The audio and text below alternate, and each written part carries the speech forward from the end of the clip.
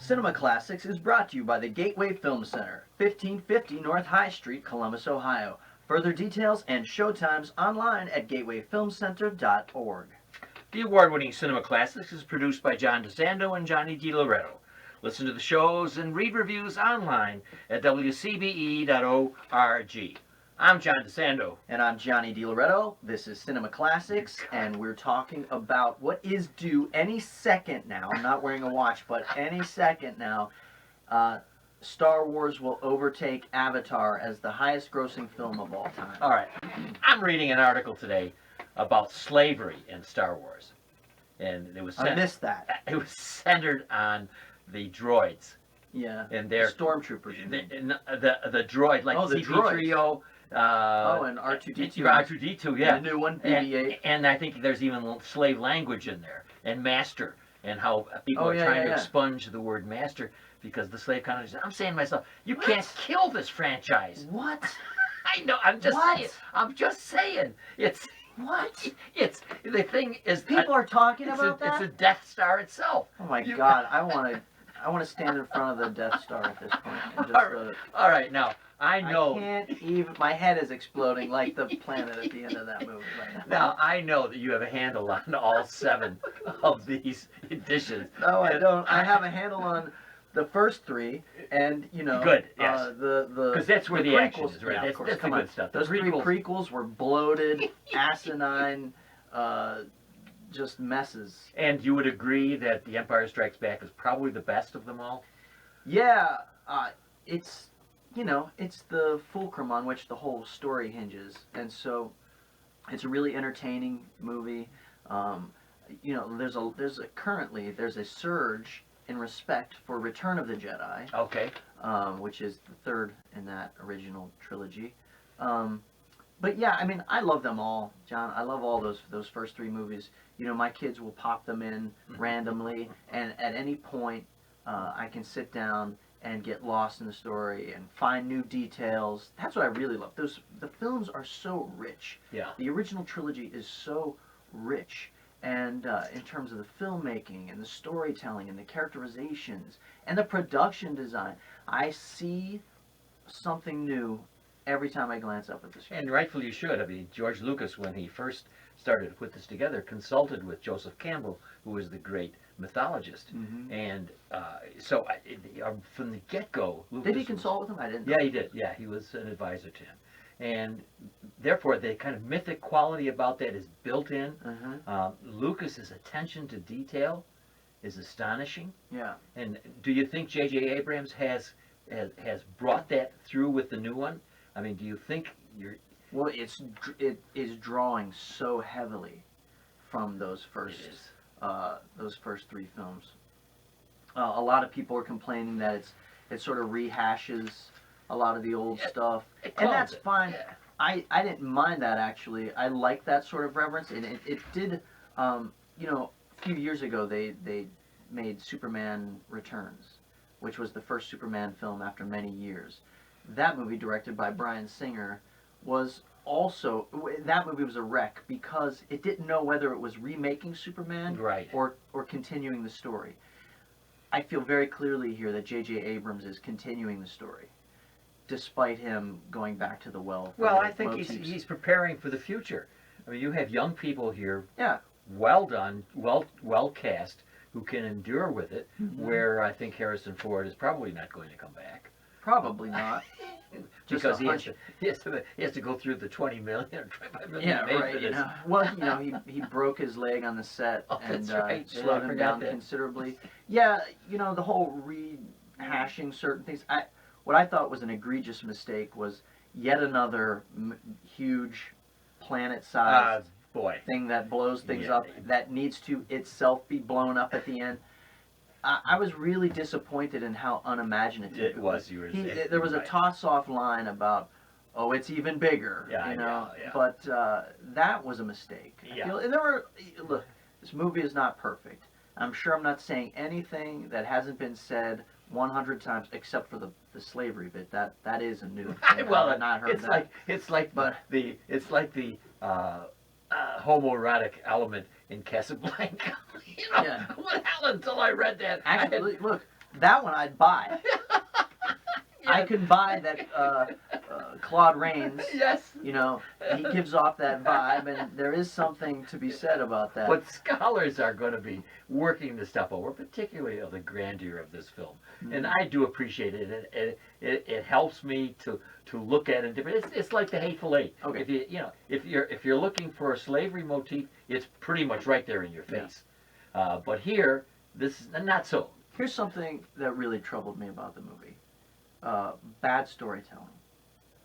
So, in the original film, you know, Luke Skywalker, he runs into Obi-Wan Kenobi, this mystical guy. He doesn't know who he is. He's hearing little bits and pieces about his father, and he is given this lightsaber, and he doesn't know, he like stumbles on it, he doesn't even know how to turn it on. He turns it on, he's surprised when the blade pops out of it, which we all were, by the way. That was one of the most fantastical things ever created by special effects. Obi-Wan instructs him on how to use it. He does a little training in the Millennium Falcon with that little ball that like zaps at him, and he like deflects them, which is there's a little callback in The Force Awakens when Finn finds the ball from the Millennium Falcon. I'm sure that Star Wars fans know the exact term for this orb. I don't. But you get the sense throughout the passage of time that he is learning how to wield a lightsaber. In this new movie, these kids just grab hold of it, and they are like Zorro with it. They know how to use it. They know how to, they're combative with it, which I just felt that is narratively lax and stupid. It's lazy, and there's going to be some of that. But overall, you'd have to say The Force Awakens, the newest, the seventh in the whole canon, has some of that same energy, some of the same joy that you had in the first one. And I'm really astonished at Abrams' ability to replicate what Lucas had, without our saying, don't do it. It's just a copy of the original. Right. Yes, there are things to be copied, but there are mythical things happening in there that apply anywhere. He is actually more true to Lucas's original vision than Lucas himself was with the prequels. Nice. I thought, nice. In the original films, the Force is this mythical, energy that's coursing through the universe. Yes. It's a spiritual thing, and there's this spirituality to tapping into it, and the balance and tipping, whether you go to the light side or the dark side. It has this sort of emotional hold on us. When we get to the prequels, Lucas explains it away by it's like genetic or cellular. There's like midichlorians or something. They're in your cells.